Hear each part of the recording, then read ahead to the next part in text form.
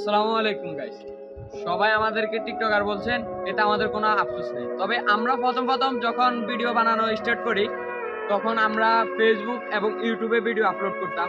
তবে আমরা ইউটিউবে তেমন ভিডিও আপলোড করতাম না, ফেসবুকে বেশিরভাগ ভিডিও আপলোড করা হতো। তো আমরা যখন ভিডিও বানাতে আসতাম, তখন মানুষ কি চাইতো? মানুষ বলতো যে টিকটকার, আমরা টিকটক করি, হ্যাঁ এটা বলতো। তখন দুই কাকা বাতিতে চিন্তা করলাম যে এবার থেকে আমরা টিকটকে ভিডিও আপলোড করতে। তো ওই কাকা আমার কথা মতন কাকা টিকটকে ভিডিওটা আপলোড দেওয়ার পরে ভিডিওটা অনেক ভিউ হয়েছে, আপনারা অনেক ভালোবাসা দিচ্ছেন। তো ইমন, আমি বিষয়টা মানে এইভাবে ভাবতে পারি না, মানে মানুষজন আমাদেরকে এতটা পছন্দ করে। একটা ভিডিও ছাড়ার সাথে আমরা প্রায় 30,000 থেকে 40,000 ভিউ পেয়ে গেছি। কিন্তু মানে এত সবচেয়ে পছন্দ বড় করে। কথা হচ্ছে যে পিছের এই ব্যাকগ্রাউন্ডটার মারাত্মক ভিউ আসছে।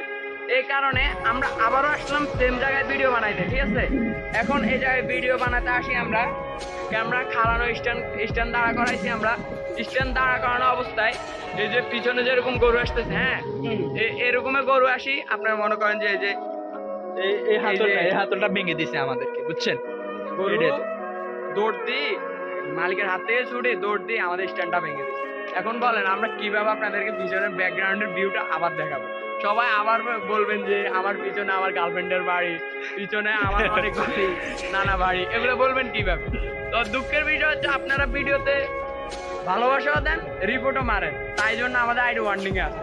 এই যে ভাই সবাই কপি লিঙ্ক এবং রিপোস্ট করে দেন, যেন আপনাদেরকে আমরা বিনোদন দিতে পারি, সুন্দর সুন্দর ভিডিও উপহার দিতে পারি। ইনশাল্লাহ ইনকাম লাগবে না ভিডিও, ইনশাল্লাহ নিজের গাড়ির টাকা দিয়ে হলো আবার স্ট্যান্ড কিনবো, আবার আপনাদের মাঝে আমরা আসবো। ইনশাল্লাহ আমরা চালিয়ে যাবো, আমরা হাল ছাড়বো না।